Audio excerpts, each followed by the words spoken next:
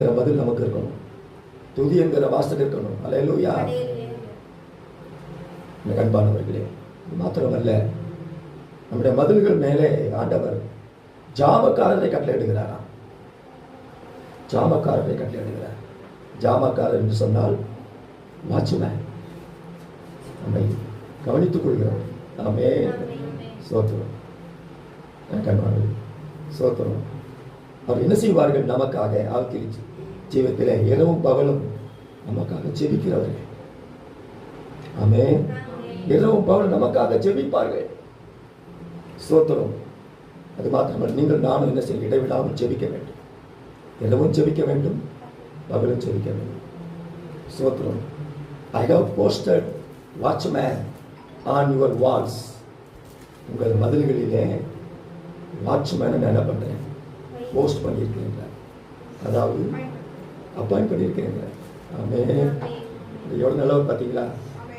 S 62 அதிகாரம் 6வது வசனம். எருசலேமே, உன் மதில்களின் மேல் பகல் முழுவதும் ரா முழுவதும் ஒரு காலும் மௌனமாயிராத ஜாமக்காரரை கட்டளையிடுகிறேன்.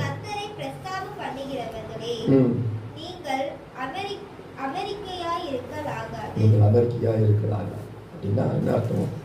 நீங்களும் ஜெபம் பண்ணுங்க, கர்த்தரை பிரஸ்தாபம் பண்ணிட்டே இருங்க. அல்லேலூயா. கர்த்தரை பிரஸ்தாபம் பண்ணுகிறவர்களே, நீங்கள் அமெரிக்கையா இருக்கக்கூடாது.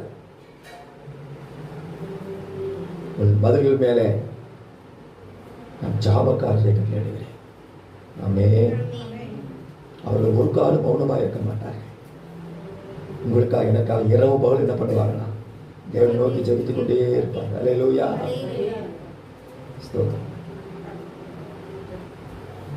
ஸ்தோத்திரம். கண்பாளர்களே, நமக்காக ஜெபிக்கக்கூடிய ஜாமக்காரர்கள் இருக்கிறார்கள். அதோடு நின்று விடாமல் நீங்கள் நான் என்ன செய்ய இரவு பகலும் ஜெபிக்க வேண்டும். இது மாத்திரமல்ல, கர்த்தரே நம்மை சுற்றிலும் எப்படி இருக்கிறாரா? அக்கினி மதிலாக இருக்கிறார். ஆமென். இந்த மாம்ச கண்களினால் நம்ம பார்க்க முடியாது, ஆனால் ஆவிக்குரிய கண்களினால் மாத்திரம் அவர் தரிசிக்க முடியும்.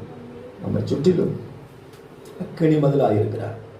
அவர்கள் யோகுவையும் அவன் வீட்டையும் அவனுக்கு உண்டான எல்லாவற்றையும் சுற்றி என்ன பண்ணியிருந்தார்? வேறு அடைத்திருந்தார்.